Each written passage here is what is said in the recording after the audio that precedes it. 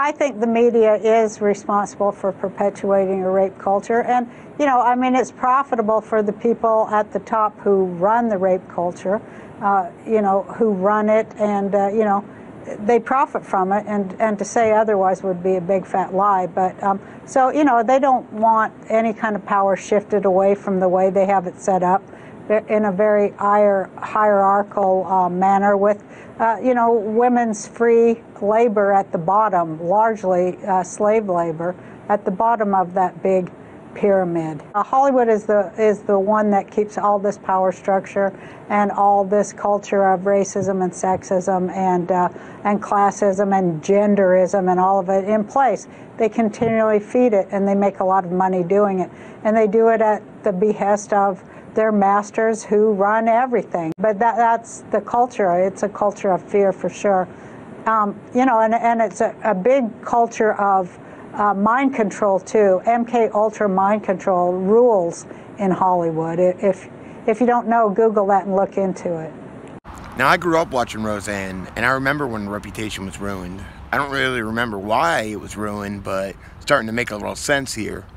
Anyway, mad respect to you, Roseanne. Rose McGowan's on a mission. She's been tweeting so much that temporarily Twitter locked her account because of all the activity. Her name is trending this morning. She has been relentless, encouraging women to come forward and calling out people she says knew and did nothing. Now, Rose McGowan is center stage, being one of the first women to come forward accusing Harvey Weinstein of sexual harassment, and now not holding back her criticism of Hollywood insiders who may have protected him. She has been really active in signal boosting other people's stories and calling out potential hypocrisy. As the list of A-list actresses coming forward against Weinstein continues to grow, so do the questions. A new report overnight in the New York Times saying the Weinstein board likely knew of Harvey Weinstein's behavior. McGowan tweeting this image 2 days ago.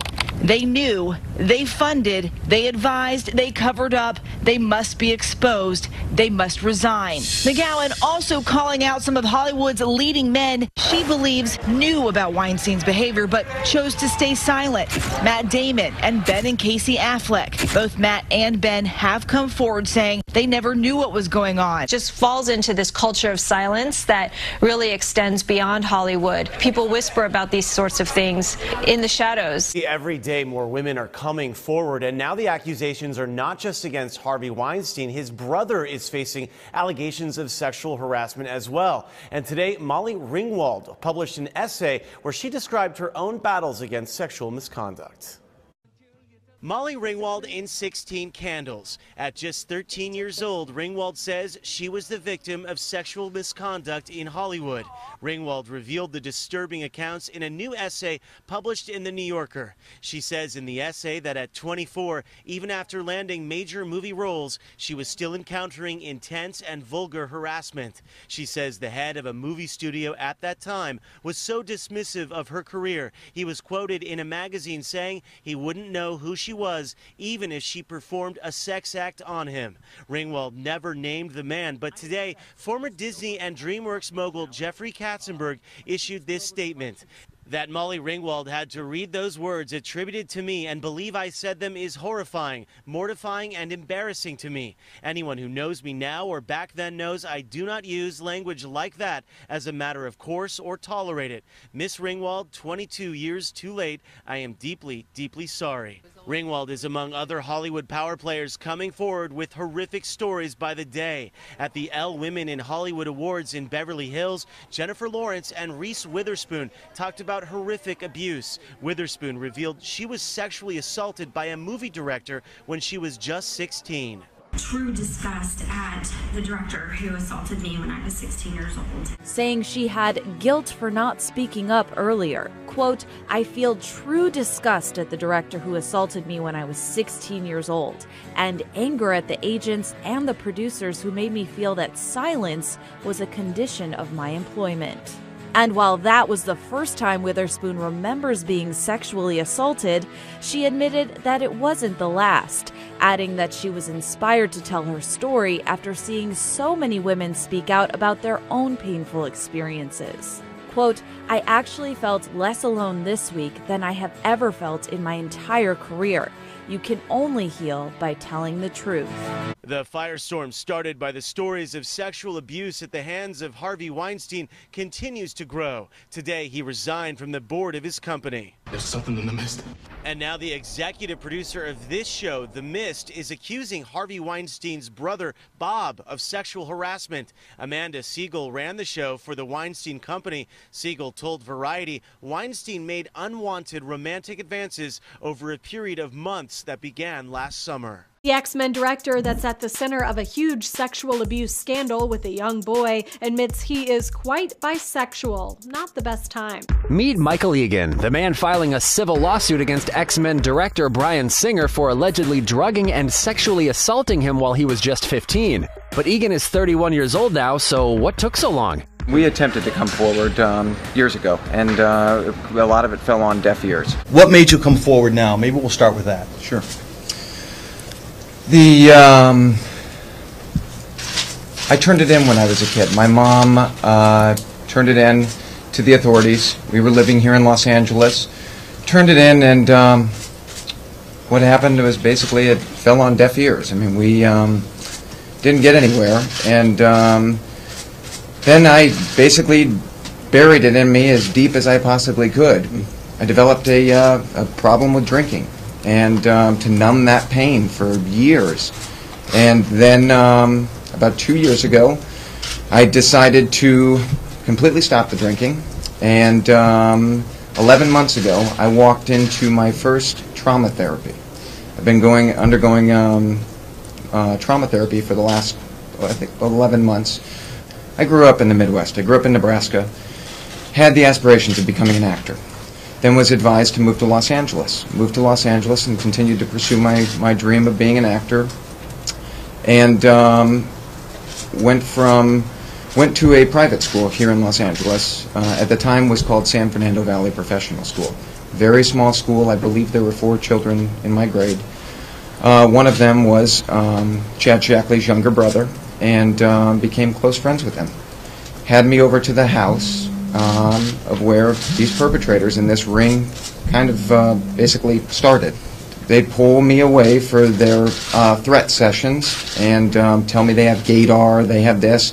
At the end of the day, if you don't keep the members of this group happy, we control Hollywood, we can eliminate you, we will eliminate you. Threat after threat after threat. At the house it was, I mean, I've had drugs put in drinks, I had liquor poured down my throat from being where there were rules in the house of no swimsuits, no clothes out by the pool area. I was raped numerous times in that house by numerous individuals, various types of sexual abuse, all throughout that house. It was just something, you were like a piece of meat to these people, and they'd pass you around between them. It was, if I could define what that house was, it's evil. And what's that remind you of? It reminds me of a little thing known as the Franklin cover-up, being that this kid is from Nebraska, and the way he talks about the parties being passed around like a piece of meat sounds pretty similar to Paul Benaki's testimony. So Bryan Singer, you know what? Somebody should ask. Another Truth channel might have some information on him. Jason Goodman, you know, George Webb's sidekick, he did work on X-Men with him. I think he may have worked on another movie or two with him too. I don't know that, though. I need to check into it. But somebody should ask him. An even darker secret that's just beginning to be uncovered is the fact that gay Hollywood executives also harass and also sexually assault male actors as well. As difficult as it is for women to come forward after they've been sexually harassed or assaulted by high-level Hollywood producers, imagine how much more difficult it must be for men who face homosexual harassment. Terry Crews, who's been in a bunch of television shows and movies, has come forward to say that he was not only just sexually harassed by a high-level gay executive, but sexually assaulted. This guy's like a 230-pound former NFL player, and he was afraid to come forward and say anything about it until the stories about Harvey Weinstein started circulating, and he finally decided to speak up. And now James Van Der Beek, star of the teen drama Dawson's Creek, has just come forward and said that he too was sexually assaulted, not just harassed, sexually assaulted by a gay Hollywood executive. Most likely there's dozens, if not more, actors who are household names who have also been victims of homosexual harassment and sexual assault, but most of them will never speak up because they don't want to be perceived as being homophobic or cross the Hollywood gay mafia. Here's rapper Fat Joe on what he calls the gay mafia in the entertainment industry. I happen to think there's a gay mafia in hip-hop. Right. Not rappers, you know, the editorial presidents of magazines, sure. the PDs at radio stations, the people who give you award at award shows. This is the f***ing gay mafia, my man. Right. Like, you know what I'm saying? They are in power. Did you hear DJ Vlad off camera agreeing to everything that he was saying? Even Harvey Levin, the head of TMZ, who himself is gay, admits that there is a gay mafia in Hollywood. He says that it's not a criminal organization, more or less a very powerful political organization. But us normal people aren't supposed to talk about that. A Glee star has been arrested for possession of child pornography. The man in question is Mark Salling, who played Puck in the show. And the LAPD's Internet Crimes Against Children unit obtained a search warrant on Tuesday morning for a home in Sunland, California. Officers found hundreds of images on his computer. He paid an ex-girlfriend more than $2.7 million in March after she accused him of knocking her to the ground when she confronted him over an alleged sexual battery. So he's had some issues with the law previously, and now things have gotten really bad because that same girlfriend that he paid off or settled with out of court allegedly tipped authorities off to the fact that he enjoyed child pornography. Fucking stoned. If I could define what that house was, it's evil.